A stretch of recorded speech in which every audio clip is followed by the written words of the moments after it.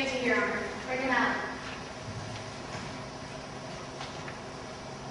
Your Honor, my first witness is a man who claims to have seen, quote, a heavenly host who are singing, glory to God in the highest, on earth peace, goodwill to all. End of quote.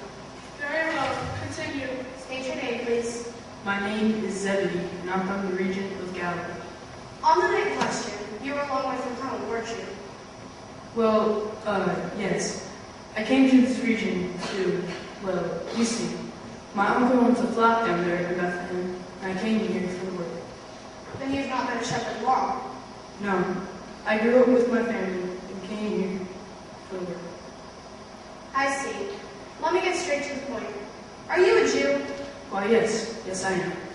And as a Jew, do you hate Roman? The prosecutor will refrain from bringing politics into this testimony's witness. Your Honor, I'm trying to show the underlying agenda of the testimony. I'm interested in the events and the truth of the events, not underlying political agendas. Continue.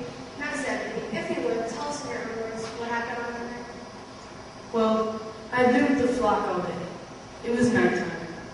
5 or 6 of my companions and I had just finished dinner and we were watching our sheep. Okay, Your Honor, I would like to make you aware of the fact that this shepherd's other companions could not be found to testify tonight. Zebedee here was informed of his sympathy and persuaded to appear. Persuaded? You took my wife to prison and said if I didn't testify, she'd stay there forever. Just tell us what you saw in the morning question. Well, as I said, I was sitting there watching my sheep, talking to family and things, and suddenly there was daytime. Not a dawning, but more like a high noon sun lit up the whole night sky. And there was a person there. No, many people. And they were all just in white. A bright white. If my wife could have cleaned for 1,000 years, she couldn't get my clothes that white.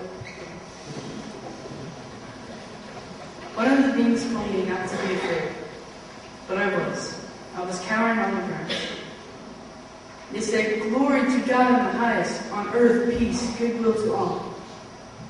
They told us, born to us in the city of David was a babe, the Messiah, the Lord, and we will find him lying in a manger.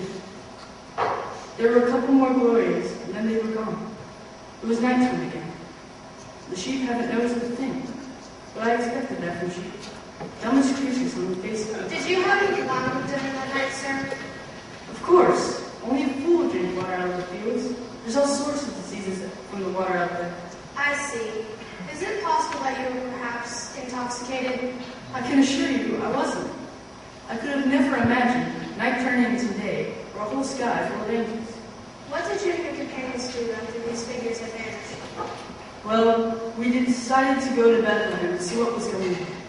We figured that any baby's birth that caused night to turn into day was definitely worth visiting. So we left the flock and went to Bethlehem. There, we found a stable behind an inn. Inside was a young woman and an older man. In the trough was some hay, and nestled inside was a baby, fast asleep. What a sight. The young woman and the older man didn't seem surprised to see us. It was like they were expecting us. You saw no one else? No one else. Not even a lamb in sight. When we got back to the flock, it was nearly day.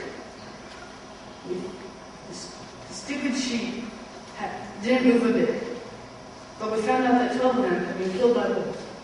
Your Honor, I would like to make you aware of the fact that indeed 12 sheep were killed by wolves, and Zebedee was immediately relieved of his employment.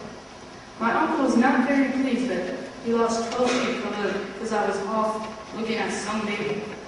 I was fired, and along with my family, returned to Galilee that afternoon. And a good thing we did too, because my youngest son was 18 months old at that time, and King Herod just ruled that all male babies aged 2 and under are to be killed. When we returned, I took up fishing. I figured fish can't be any more stupid than sheep. My sons, when they get older, will help out in the business. You're here with me now. Boys, come up and say hello to a nice judge. Come on. Got here first. I won. You cheated. Daddy, tell me you cheated. Did not do. Boys, please, say hello to the nice judge. Judge, these are my sons, James Greetings, sir. and John. Yo, Dad. Don't be so stupid in front of everybody. Not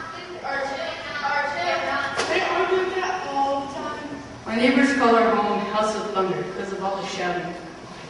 Captain, Macy's wife.